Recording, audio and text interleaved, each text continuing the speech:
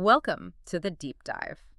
Today, we're taking something you probably, associate with rainy weekends, maybe family gatherings, the humble jigsaw puzzle. Right. And we're realizing that the glorious image on the box, well, that's really only half the story. Mm-hmm. We are diving deep into the unsung hero of the entire experience. The cut. Absolutely, the cut itself. The actual geometry of how a piece is, well, severed from its neighbor. Mm-hmm. It pretty much controls everything, doesn't it? The difficulty, the frustration. Completely. And the satisfaction, too, when it finally clicks. Exactly. That final click. So our mission today is really focused for you, the listener. We're moving beyond just the pretty picture. We want to analyze the foundational geometry, the surprising artistry involved, There's definitely artistry there. and even the really strict criteria for what defines a truly great puzzle cut. We're kind of looking at this as a shortcut to critical design thinking, almost. That's a great way to put it because it's so often the most overlooked factor, right? People focus on the image, the piece count. But the cut significantly impacts the difficulty, the tactile feel, how it actually feels in your hand. The feel, yeah. And the overall psychological engagement, the difference between a really relaxing experience and one that's just deeply frustrating. We've all been there. We have. It often comes down to the style of the die cut used. And if you understand the mechanics, the foundational concepts, how it influences your solving strategy, the aesthetic criteria, you actually move from being just a casual solver to, well, a true connoisseur of puzzle design. Okay, so let's unpack those foundational concepts. You mentioned styles. What are the sort of big players, the dominant styles you find globally? Well, there are really two major cutting philosophies that define the market. Hmm. You've got the methodical, predictable ribbon cut. People often call that the grid cut. Okay, grid cut, like a grid. Exactly. And then you have its unpredictable opposite, the random cut. Random, got it. So ribbon first, the traditional one. Yeah, the ribbon cut is, without a doubt, the traditional and still the most common standard pretty much everywhere. Yeah. Its defining characteristic is that predictable, regular grid layout. So all the pieces kind of look the same. In terms of their basic structure, yes. Yeah. Manufacturing relies on the fact that pieces are largely uniform. They're typically cut in parallel rows using these things called steel rule dies. So you get standardized shapes featuring those interlocking tabs, the bits that stick out. The knobs. The knobs, yeah. And the blanks, the corresponding holes they fit into. And the benefit of that predictability, that must be huge for the solving experience, right? Absolutely. It's massive. Yeah. Because the pieces are uniform and the lines of the cut are clear, assembly is usually pretty straightforward, predictable. Right. The edges are almost always easy to identify and connect. And the internal pieces, they generally only connect to 4 others, one above, one below, one left, one right. Like a perfect little crossword grid. Exactly like that. And this consistency makes it the go-to choice for beginners or, for people just seeking a genuinely relaxing, sort of non-taxing experience. It's methodical, like you said, building with perfectly sized Lego bricks almost. But there's always a but. Always a but. The very consistency that makes it relaxing for some. Right, yeah. That's exactly what can frustrate the more experienced puzzlers. Correct. That uniformity is where the division really lies. You talk to high-level puzzlers, and they often find the standard ribbon cut repetitive, especially when the piece-to-piece shape variation is really minimal. Minimal how? Well, they use terms like H's and I's, or they describe pieces as having just 2 ins, 2 outs. Okay, explain H's and I's. Right, so if you imagine a simple H shape, the top and bottom bars might be the tabs sticking out, and the 2 sides, the vertical parts, might be the blanks where other pieces fit in. Gotcha. 2 tabs, 2 blanks. Exactly. Yeah. Now imagine every single piece on a 1,000-piece puzzle looks basically like that standard H assembly stops being about recognizing shapes and spatial relationships. And becomes... It becomes this tedious test of just noticing tiny, subtle nuances in the printed image. You're just matching color gradients or lines, not shapes. So the ribbon cut, if the designer isn't careful, it risks boiling the challenge down to just pixel hunting, essentially, focusing only on the color match. Precisely. And that's exactly why the random cut emerged. It acts as the sort of philosophical antithesis to the ribbon cut. The goal here is non-uniformity, unpredictability. It adds this crucial layer of challenge and honestly requires a different type of cognitive engagement. Okay, so give us a clear definition of that randomness. How does the piece shape actually differ? Well, with a true random cut, there's no standardized repeating grid at all. The geometry is, can be wildly irregular. Wildly, like how? Pieces might be really long and thin, others short and squat. Some might have, say, 3 tabs and only 1 blank, or maybe even 7 connecting points. 7? Wow. Yeah, and what's particularly fascinating and really confusing for people used to the ribbon cut is that interior pieces not on the border, might actually have straight edges. Wait, straight edges inside the puzzle? Exactly, or corners that aren't perfect 90 degrees. Yeah. It completely throws off your usual assumption that, all straight edges must belong to the border. So finding a straight edge is no longer that reliable first step. It could be a red herring. It could be. It's often an intentional element, designed to throw the solver off balance, make them rethink their strategy. That sounds devious. It is, but in a good way for many. This geometric chaos, as you might call it, is what keeps the puzzler constantly guessing and, frankly, highly engaged. It's often favored by experienced solvers who are looking for a truly organic, discovery-based experience. The tactile feel of the unique piece shape actually provides half the clue. Right, you're not just looking, you're feeling for the fit. Exactly. You end up assembling these little organic islands of pieces, not building a linear structure row by row. Yet, despite this appeal to, let's call them puzzle aficionados, you mentioned the random cut is surprisingly less common overall. Why would that be? Yeah, it seems counterintuitive, right? But manufacturing complexity is the key difference here. Ah, the economics. Always. The standardized ribbon cut is just easier, faster, and cheaper to produce using those automated, high-volume steel rule dies that just repeatedly stamp out the same grid pattern over and over. Makes sense. But creating a genuinely unique random pattern across thousands of individual pieces, that requires much more intricate cutting matrices, more design time, and it's simply more expensive and time-consuming to mass produce. So efficiency wins out for the mass market? Largely, yes. This explains why random cut remains prominent, mainly in certain regions or associated with specific, often premium brands like Springbok is a well-known one in the U.S. But the grid cut dominates the global market mostly due to production efficiency. Okay, that clarifies the big picture styles. Let's zoom in a bit now, move past ribbon versus random, and talk about the micromechanics, how the pieces actually connect. You mentioned interlocking versus non-interlocking. Right. This is fundamental to how the puzzle behaves physically. Interlocking is definitely the modern standard, and it was developed largely to improve the user experience. How does it work? These pieces feature deeper, more specific cuts. The tabs are designed to fit snugly and tightly into the blanks. The key benefit here is stability. Ah, so they don't fall apart if you breathe on them. Exactly. Once placed, the pieces are much less likely to shift, move, or, fall apart if you need to lift a section or slide the puzzle. This is absolutely necessary for intricate designs or for puzzles you plan to move around the table as you work. I definitely remember fighting with older puzzles as a kid, where the stability was basically zero. That must be the non-interlocking, or you called it push fit. Precisely. Push fit is a good term. Non-interlocking pieces are typically found in much older puzzles, or sometimes in extremely simple, cheaper, contemporary versions. What's the difference in the cut? They just don't feature those deep, complex, interlocking cuts. They rely on simple adjacency. The pieces merely sort of butt up against each other, or have very shallow fits that don't really grip. And the main difficulty isn't the picture. No. The major difficulty they introduce is often unintended. It's sheer instability.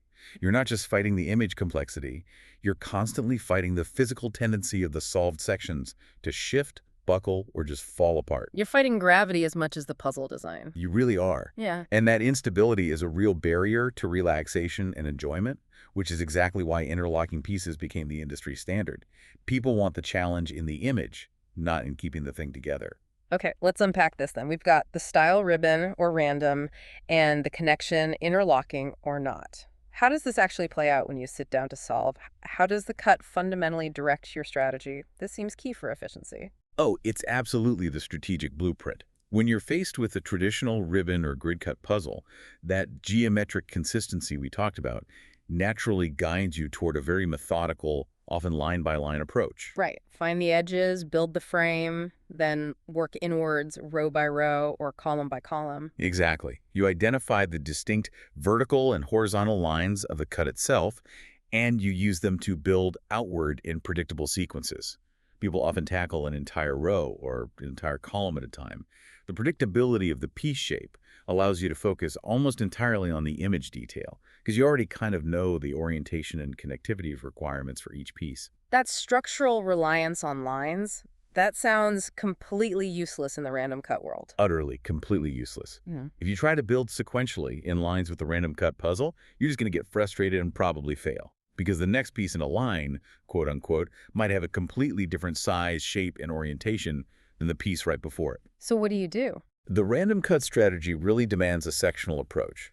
You have to focus much more on the image detail, locally fitting pieces together in small clusters or organic batches based on color, pattern, or recognizable parts of the scene. Like assembling little islands. That's a perfect way to think of it. You build these islands, and then later you have to figure out how these irregular clusters actually connect to one another. The strategy shifts entirely from linear deduction, like following a grid, to much more spatial recognition and sort of organic assembly. So ribbon cut is like following a grid roadmap step by step. Yes. And random cut is more like exploring and mapping geographically distinct territories than figuring out the borders. An excellent analogy, yes. And then, just to cover all bases, there's a third style, though it's generally reserved for the simpler end of the puzzle spectrum. That's known as the strip cut, or sometimes a progressive cut. Ah, okay. These are the ones you see with really large pieces, often for kids, right? Educational sets. Correct. Or sometimes in rehabilitation settings. The pieces are cut into very long, usually quite uniform vertical or horizontal strips. They often only connect right at the ends, or maybe have just simple, widely spaced tabs. And the pieces themselves are bigger. Typically, yes. They're larger, much easier to handle, and they fit together with minimal effort. Their application is highly functional.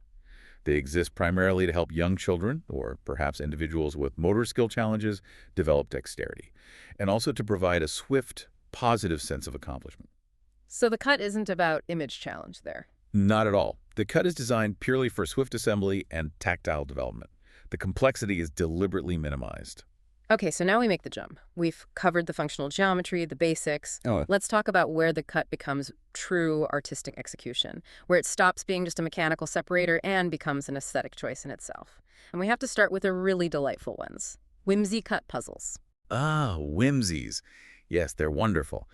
They really transform the puzzle from just being a flat image into, well, a collection of tiny sculptural surprises. Where do you usually find these? They're most often found in high-end puzzles, traditionally wooden ones, although some high-quality cardboard puzzles are adopting them too. Instead of just standard tabs and blanks, some specific pieces are actually shaped like instantly recognizable objects. Like what kind of objects? Well, specific animals, little human figures, plants, sometimes even letters or symbols that are relevant to the puzzle's overall theme. These special figural pieces are called whimsies. Whimsies. I like that. It sounds playful. It is. And they add this profound layer of artistic engagement. You're not just solving the image anymore. You're also actively hunting for these small, discrete works of art that are hidden within the overall composition. It transforms the act of solving into almost a visual treasure hunt. So it engages the mind differently. You're not just looking for a blue piece with a bit of cloud. Exactly. You're not just looking for a corner of a building. You might be actively searching for the distinct outline of a tiny giraffe, or a teapot, or a cat. And once you find it, it feels like a little reward, a moment of delight, separate from just finding the right fit. Where did this idea come from? Historically, these cuts are derived from the traditional hand-cut wooden puzzles of the Victorian era. Back then, the puzzle cutter was a highly skilled artisan and would often personalize the cuts, adding these little figures as a signature or just for fun. Modern laser cutting technology has really revived this tradition, allowing brands to consistently integrate these complex figural shapes into their designs. Very cool. Okay, speaking of added layers, let's move to what you earlier hinted might be the truly sadistic category, double-sided puzzles. Oh, painful is often the word people use. Yes, they're a geometric nightmare, but intentionally so. How do they work? They feature images printed on both sides of the cardboard. Often, the cut itself is mirrored or identical on both sides, but sometimes it's different, adding yet another layer of confusion. So the difficulty isn't just doubled. Oh no, it feels exponentially increased. You don't just have to figure out the correct placement of the piece within the overall structure. You also have to figure out which side is up. Exactly. You have to confirm which image side belongs facing up in that specific location. It demands meticulous attention, constant checking, and it leads to incredibly long completion times. It's a true test of cognitive endurance, patience, and maybe eyesight. Right, not for the faint of heart. But if we want to talk about the absolute apex of the cut as art, the kind of geometric philosophy that turns the puzzle piece itself into a self-contained subject, we have to dedicate serious time to the cluster puzzle. Yes, the cluster puzzle. This genre really represents the highest standard of what we call figural tessellation, where the geometry is the art form. Okay, define that core premise again. The core premise is deceptively simple. Every piece is a picture. Every single piece? Every single piece. That means each individual piece is designed to be a whole, recognizable figure or object like an animal or a person or a flower. And crucially, these figural tiles must interlock perfectly without repeating the exact same figure in the tiling pattern. Wow. That's a huge contrast to a normal jigsaw piece. Totally. A normal piece is just an arbitrary shard of a larger picture, right? Its shape is dictated by the grid or the random cut, not by representing something on its own. So in a cluster puzzle, the designer is forced to make the silhouette of the cut itself representational. The line is the drawing. Exactly that. The cut creates the figure. And the term cluster puzzle was really popularized, or at least brought to prominence, by a designer named Alex Palmer back in the 1960s. He worked with the Kadeco company. Palmer and Kadeko, okay. Yeah, he produced a set of 7 distinct designs, things like animal clowns or jungle animals, and managed to sell about 750,000 units, which was huge at the time. By doing that, he essentially took what were previously maybe more academic geometric studies or niche artistic forms and codified them into a recognizable commercial puzzle genre. And in doing so, he helped cement the really strict design criteria that we need to talk about next. Okay, so if the cluster puzzle is the pinnacle, the hardest form of the cut as art, it must demand the most stringent criteria for quality. We're shifting here, aren't we? From just subjective puzzle preference, what you or I might like, to a more objective critique based on design rigor. Absolutely. This is where we get into evaluating the skill of the designer. So what are the key criteria? What separates a truly skilled cluster cut from something less impressive? There are multiple, and they are highly rigorous. We have to start with the most foundational one, criteria 1, compelling silhouettes. Compelling silhouettes, okay. This is the absolute litmus test. The silhouette of the piece, just the outline, must be immediately recognizable in isolation, without relying on any surface decoration like a printed eye or a splash of color to define what the motif is supposed to be. So you could hold up the blank piece and know what it is. Ideally, yes. If the piece is just a formless, arbitrary blob, even if it interlocks perfectly, it's considered not acceptable from a clustered puzzle design perspective. It shows no skill whatever in the actual tessellation design aspect. The form must carry the meaning. The form has to stand alone. If the piece relies entirely on the image printed on it, then the cut itself has kind of failed its artistic duty in this genre. Precisely stated. The cut must be the content. Then, closely related, criteria 2 focuses on the integrity of the motif. Integrity, meaning? Meaning, designers should strive for whole-bodied motifs or complete objects. Amputations pieces that depict, say, only a head or just a hand or a torso without limbs are considered geometrically easier to accomplish. Easier. Why? Because the designer basically dispenses with the complexity of maintaining the continuous outline of limbs, tails, ears, things that stick out and make the interlocking vastly more difficult. Whole-bodied figures are exponentially harder to tessellate perfectly, and therefore they're considered superior design. Okay, but wait a second. You're saying M.C. Escher, the absolute master of tessellation, he actually compromised on this whole body rule sometimes. Yes, he did.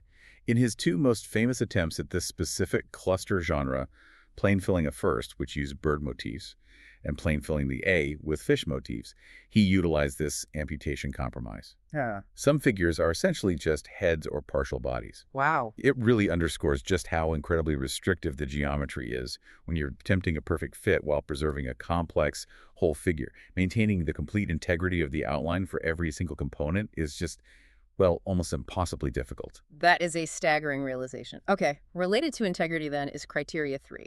Theme. Having a theme matters. Ideally, yes. A high-quality cluster puzzle composition should possess an overriding, cohesive theme.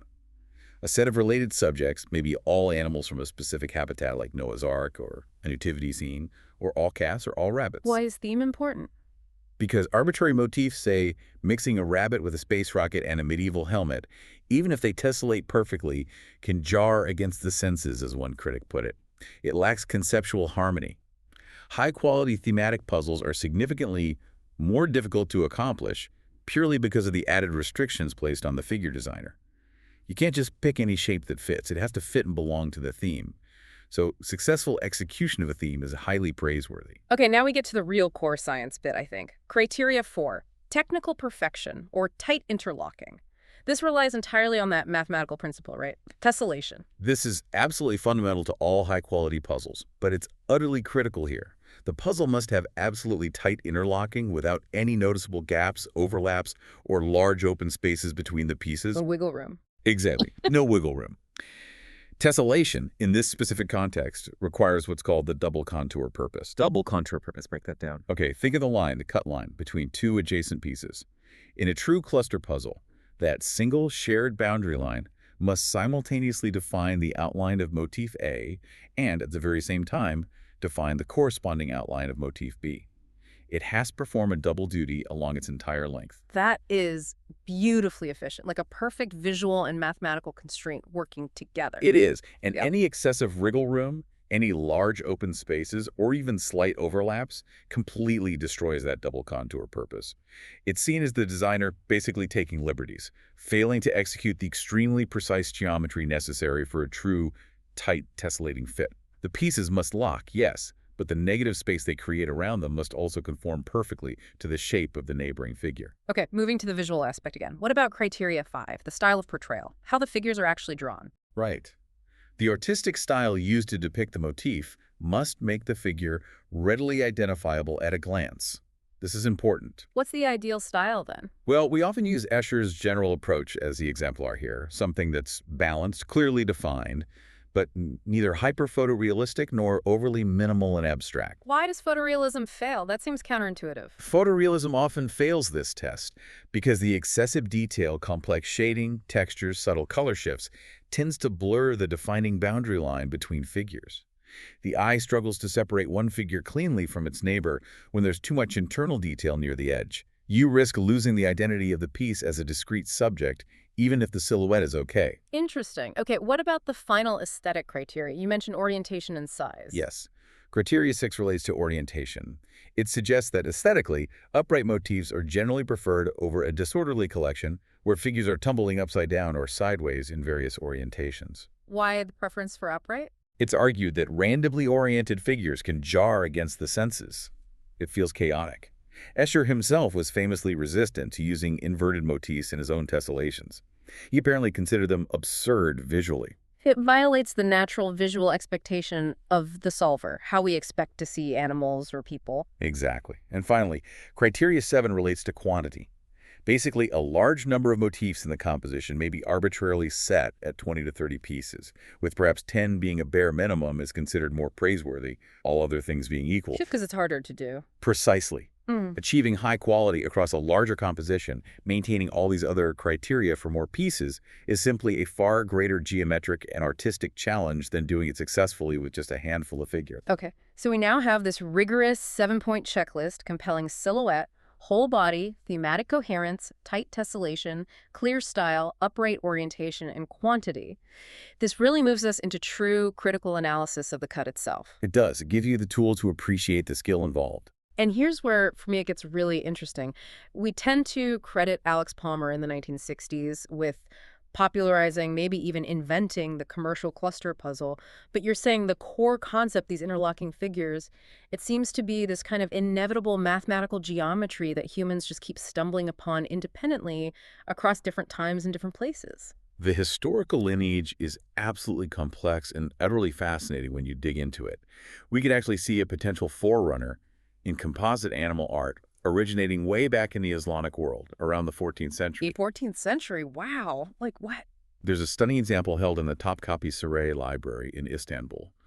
It's a depiction of a cloud band, but it's composed internally of numerous different figures, animals, maybe mythical creatures, that collectively outline the shape of a single, large, serpentine dragon. Okay, that sounds like a cluster puzzle. It sounds like it, but it's generally considered a tenuous precursor. Because while it achieves the overall shape through composite figures, it involves considerable overlaps and gaps between those internal figures. It fails that strict principle of double contour tessellation we just talked about. Ah, okay. So they had the artistic intent, maybe, but not the precise geometric execution required by the later definition. Exactly. Mm. They achieve the visual effect, but not through perfect interlocking geometry. Okay, so where else did this idea surface before Palmer? Well, jump forward quite a bit to 19th century Japan. There was an artist named Utagawa Yoshifiji who created these things called puzzle pictures, gigai. Famous examples include the supernatural cat of the Tokaido, where dozens of individual drawings of cats make up the larger outline of human heads or figures. Cats making up heads. Oh, Okay. yeah. But again, these are generally seen as precursors, mainly due to the intentional visual overlaps used to create the composition. The individual cat figures weren't designed like puzzle pieces to interlock perfectly without gaps. They were drawn to overlap each other visually to build the larger form. Then, moving to America, we see an artist and illustrator named John Sloan publishing something called The Blackbird Puzzle in 1901 in the Philadelphia Press. This was based on the nursery rhyme Sing a Song of Sixpence, and it packed 24 distinct blackbird figures within the outline of a stylized pie. 24 birds in a pie. Right. The commitment to fitting distinct figures tightly together was clearly there. But again, the precise double contour line geometry might have been weakened by the constraints of fitting them into that specific pie shape. It was close, but maybe not perfectly rigorous by the later standards. It really feels like people were continually bumping up against the geometric limits, right? Yeah. Trying to force this visual idea of composite figures to meet the strict mathematical requirements of perfect fitting. That's a great way to phrase it. They were exploring the boundaries. And, remarkably, even the master of geometric design, M.C. Escher, when he tackled this seriously in the 1950s, admitted his work was done without any knowledge of these earlier predecessors. He didn't know about the Japanese artists or Sloan? Apparently not. He created Plain Felling a Serb in 1951. That's the one with 36 bird motifs, and Plain Felling II in 1957 with 40 fish motifs. He actually referred to this specific type of work as his secondary hobby, interestingly. And in his correspondence, he explicitly admitted he had no inkling of the numerous predecessors in this particular field. That independent rediscovery, it really does strongly suggest that the solution, the complex geometry itself, is somehow inherently discoverable once the design problem, how do I fill a plane with identical, interlocking, recognizable figures, is posed, regardless of culture or time. It certainly points that way. It seems less like a single invention and more like a recurring geometric possibility. Okay, so this brings us squarely to the critical design study aspect. If we now know the rules, the 7 criteria for a good cluster puzzle, how do we, as astute observers, distinguish genuine skill from shortcuts or things that just look similar? You mentioned 3 types of what you called faux cluster puzzles. Yes, this is crucial for developing that connoisseurship we talked about, for evaluating puzzle quality, and avoiding what designers often dismiss as low-skill output. These faux puzzles try to mimic the visual effect of a cluster puzzle, but without actually adhering to the demanding geometric rigor of those criteria we just spent time defining. Okay, what's the first type of faux puzzle? First and simplest is overlapping. This is the most basic cheat, really. The designer simply draws or maybe cuts overlapping images, like picture a dense pile of dog heads or flowers to form an overall composition. So they're not interlocking. No, because the lines don't rely on strict tessellation. They just intersect and overlap wherever they happen to meet. This results in a completely arbitrary silhouette for any individual piece you might cut out. It inherently fails criteria 1, compelling silhouette, because the piece's form is just dictated by accidental collision, not by meaningful contour. As the purists say, there is no skill here, whatever, in terms of tessellation design. Right. It ends up being just a picture of tightly packed items, but the cut itself doesn't define the figure. Exactly. Second is close amalgamation. This looks a bit more sophisticated, maybe. Here, the designer maneuvers various arbitrary or perhaps themed motifs into a tight, close collection. It looks densely packed. Think of it almost like a simple packing puzzle where everything fits snugly together, but doesn't require that strict double contour purpose for the lines between the motifs. Can you give an example? A famous example, often cited here, is the work of Charlie Harper, like his Tree of Life print, which has been made into puzzles. Visually, it's beautiful and cohesive, full of tightly packed animal figures, but it generally fails criteria 4, tight interlocking tessellation, because the pieces fit together, yes, but they don't typically lock with that complex geometric precision needed where the edge of one piece perfectly defines the edge of its neighbor. There are often small gaps or simpler abutting edges. Okay, so they might satisfy the aesthetic of being thematic and looking tightly packed, but they skip the crucial geometric requirement of true tessellation. Precisely. They achieve the look without the underlying geometric rigor. And finally, the third type is the outline puzzle. This one is quite common. It's an interlocking puzzle, could be ribbon or random cut internally, but the external boundary, the overall perimeter of the puzzle, is cut into a representational shape, say the shape of an elephant or a map of a country or a teapot. But the pieces inside are just normal jigsaw pieces. Exactly. The individual internal pieces are simply arbitrary, standard jigsaw-style pieces. They lack any pretense whatsoever of resembling a figure themselves. This violates the absolute core premise of the cluster puzzle genre, which is that every piece is a picture. The designer only applies the figural skill to the external boundary, not to the complex internal tessellation. Got it. That makes sense. So the ultimate takeaway here seems to be about the designer's dilemma. You called it the art of compromise. It sounds like achieving a truly perfect cluster puzzle, one that flawlessly meets all 7 of those rigorous criteria we laid out. Compelling silhouettes, whole bodies, tight tessellating fit, thematic coherence, upright orientation, large number of pieces. It's essentially a geometric fantasy. It doesn't exist. It is often described by experts in the field as a Herculean task, because the demands are just so incredibly great and the fundamental constraints of Euclidean geometry are so fixed. Currently, no known instance is widely considered an absolutely ideal, flawless cluster puzzle that meets every single criterion perfectly. So what do designers do? Well, it forces designers into this really interesting ethical decision almost.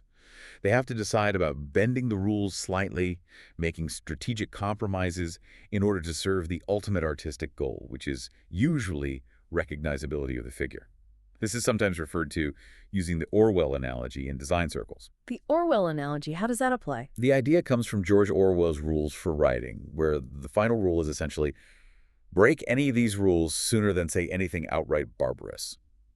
Applied here, the policy is that designers should adopt the principle of breaking the strict geometric rules sooner than do anything outright barbarous to the figure itself. Meaning strategic compromises are sometimes necessary and acceptable. For example, a designer might choose to slightly round off the corner of a rabbit's ear, technically sacrificing the mathematically perfect sharp angle needed for strict tessellation at that joint. Why would they do that? Because adhering rigidly to that perfect geometric angle might make the rabbit's head look grotesquely squared off, unnatural, and maybe even unrecognizable as a rabbit. In that conflict, the artistic integrity of the motif, criteria 2 and 5, is often considered the higher goal than achieving absolute, rigid technical perfection of the geometric fit, criteria 4, if that perfection makes the image fail. So the designer deliberately introduces tiny geometric flaws or fudges to prevent the piece from becoming visually offensive or confusing. That is a brilliant design tension. You have to know the rules perfectly to know when and how to break them effectively. Beautifully put. That's exactly the art of compromise in high-level cluster puzzle design. Wow. This has been a truly comprehensive deep dive, way beyond just find the corners. We've really journeyed into the hidden world of the puzzle cut. We've moved from the fundamentals like the ribbon cut, that methodical, repeatable standard, Right, the grid. to the challenge and the sort of discovery inherent in the irregular random cut. And then we ventured into the pure artistry of whimsies and finally scaled the Mount Everest of cuts with the geometric rigor of the cluster puzzle. And hopefully, most importantly, we've armed you, the listener, with a solid framework for critical evaluation. We've established that the real measure of skill in advanced puzzle design isn't just found in the surface image, but deep in the geometry, in the compelling silhouettes of the pieces themselves, and the technical genius required for that tight interlocking, that double contour tessellation principle. Absolutely. Understanding these different cuts really does move your appreciation beyond just casual play into, well, genuine critical design analysis. When you next pick up a puzzle, especially a more complex one, you're actually exercising problem-solving skills just by evaluating the piece shape against some of the ideal criteria we've outlined today. You can start to spot the difference between, say, a high-skill tessellation and a shortcut like simple amalgamation or obvious overlapping. Exactly. And if we try and connect this knowledge back to the bigger picture, think about this. What really stands out here is how frequently these independent discoveries, or maybe rediscoveries, of this incredibly complex cluster puzzle geometry occurred globally, over like 150 years or more if you count the early precursors. Yeah, from 14th century Islamic artists to 19th century Japanese woodblock artists, right up to 20th century Dutch graphic designers like Escher and American marketers like Palmer. Precisely. This repeated independent surfacing of the same fundamental geometric solution across cultures and time periods. It really raises a fascinating final question for you to consider.